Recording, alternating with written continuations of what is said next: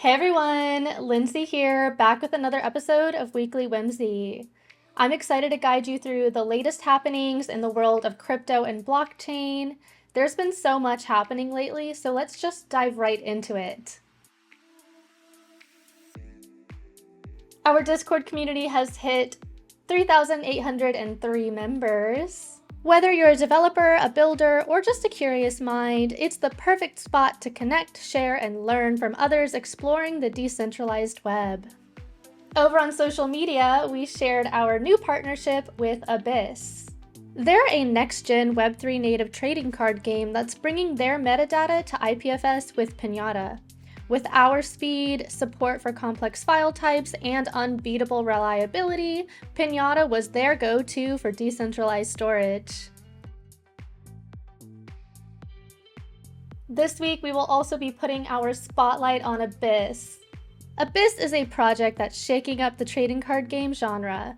Developed by the Taste Foundation and Onsonic Labs, Abyss is a soulbound NFT-based game that blends AI, blockchain, and narrative gameplay into one personalized experience.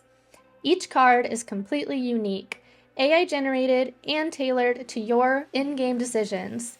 Players are assigned clans and characters tied to their wallets, with the AI adapting the art and story as you play. It's not just about collecting, it's about evolving. Truly, storytelling meets ownership. Offline XYZ is gearing up to host Solana Accelerate in New York City. This is a big event in the Solana ecosystem focused on AI, dev tools, and security.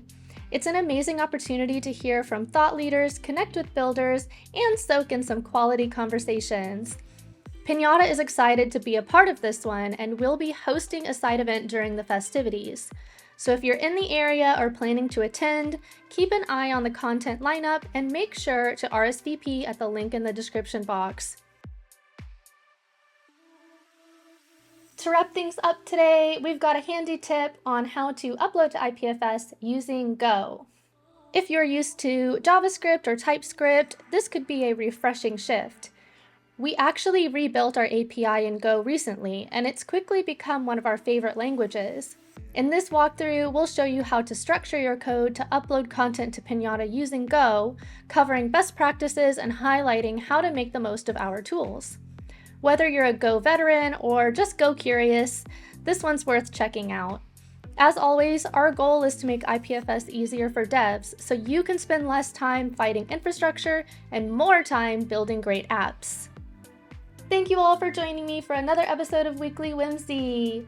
Don't forget to hit those like and subscribe buttons down below for more content from our team. Until next week, stay curious and happy pinning. Bye everyone!